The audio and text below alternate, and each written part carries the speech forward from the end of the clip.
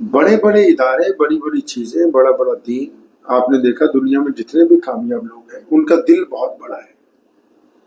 کم ظرف لوگ بڑا کام نہیں کر سکتے، کانوں کے کچے لوگ بڑا کام نہیں کر سکتے ہیں، جو تنگ نظر ہیں وہ بڑا کام نہیں کر سکتے. بھائی نے مجھے ابھی نیچے آفس دکھایا کہ ہم نے ایک دفتر بنایا کہ کوئی اپنا پلان لے کے آئے تو ہم اس پر عمل کریں گے. اسی کا نام ہے بڑا بننا، کہ آپ ایک پازیٹیو ویو کے ساتھ آگے بڑھ رہے ہیں. اگر آپ پازیٹیو ویو کے ساتھ نہیں آگے بڑھیں گے، جس میدان سے ہم لوگ آئے پنجاب میں تو صرف 2% مسلمان ہیں. اگر ہم یہ سوچ لیتے کہ 2% میں تو ہمت ہی نہیں، نہ ہم مسجد کھلوا سکتے ہیں، نہ اسکول بنا سکتے ہیں، نہ ہم کچھ کر سکتے ہیں، نہ فائنینشلی بہت زیادہ ایکٹیو ہے، تو پھر تو کچھ بھی نہیں ہوگا. لیکن جب آپ نے ارادہ کیا ہے کہ بہت سارے لوگوں کو ساتھ لے کے چلنا ہے، تو سارے لوگ تو پرفیکٹ نہیں ہیں، ہر بندہ پرفیکٹ نہیں ہے. دفتر میں ہر ایک بندہ ایسا نہیں ہو سکتا کہ وہ پورا ہی فائدہ پہنچاتا ہو، لیکن ہر ایک بندہ ضروری ہے. اس کا کردار کہیں نہ کہیں آپ کو فائدہ دے گا.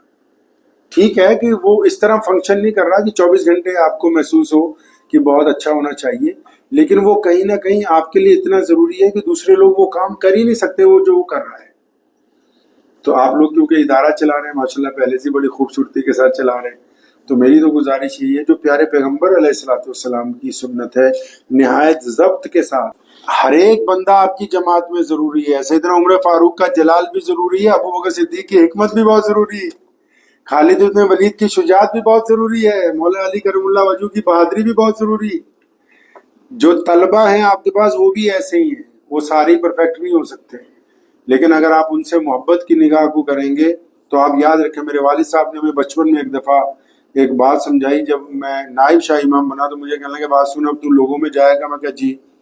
کہتے یار اگر تم گھر سے لڑ کے گئے، آپ کسی ناراضگی میں آئے، آپ جتنے ڈائریکٹر ہو، مثال کے طور پہ آپ گھر سے چلے، بیوی سے کوئی لڑائی ہو گئی مثال کے طور پہ، یا گھر میں کسی بچے سے کوئی تکرار ہو گیا، کچھ مسئلہ ہو گیا، آپ جب اس کرسی پہ بیٹھے ہیں تو جو آپ سے ملنے آ رہا ہے اسے تھوڑی پتا میاں صاحب کا پیٹ خراب ہے، انہیں کب سوئی ہوئی، اسے نہیں اس بات کا.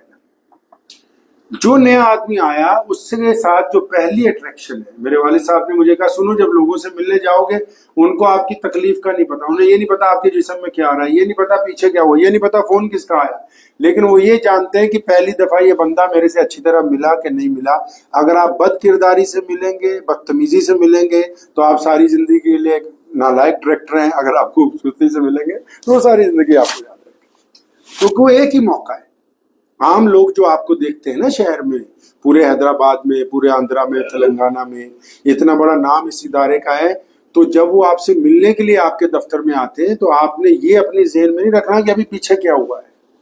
اس بندے کو ذہن میں رکھیے، اس ادارے کی عزت کو ذہن میں رکھیے کہ وہ آپ کو نہیں ملنے آ رہا، وہ آپ کی شناخت کو ملنے آ رہا ہے. لوگ ہمیں تھوڑی ملنے آ رہے ہیں، لوگ تو اللہ اور اس کے رسول کی جو ہم بات کر رہے ہیں اس لیے وہ ہمیں مل رہے ہیں، ورنہ ہم اگر اس بات سے علیحدہ کرتے ہو اپنی تو اوقات کچھ بھی نہیں ہے، پھر تو ہم زیرو ہیں.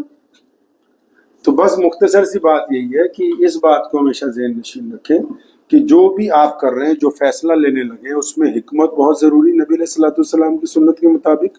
اور جو نئے لوگ روزانہ آپ کو ملتے ہیں روزانہ، ان لوگوں کے ساتھ ایک اچھا معاملہ اگر آپ کریں گے تو وہ صدیوں آپ کو یاد رکھیں گے کہ فلاں ڈائریکٹر کے ساتھ ملے، ایم ڈی صاحب سے ملے. وہ ہر مجلس میں اس بات کو کہیں گے جب تک وہ زندہ ہے، اور آپ کو یاد بھی نہیں ہوگا کہ اس طالب علم کو آپ نے کس سن میں پڑھایا تھا، کہاں سے پاسنگ کر گیا، کون، آپ کو نہیں یاد ہوگا. لیکن کیونکہ اللہ نے آپ کو عزت والی جگہ پہ بٹھایا ہے تو آپ نے عزت ہی بانٹنی ہے. جس کے پاس جو ہوتا ہے وہ وہی بانٹتا ہے. دعا کیجیے اللہ تعالیٰ ہم سب کو بانٹنے والوں میں رکھے. وہ آپ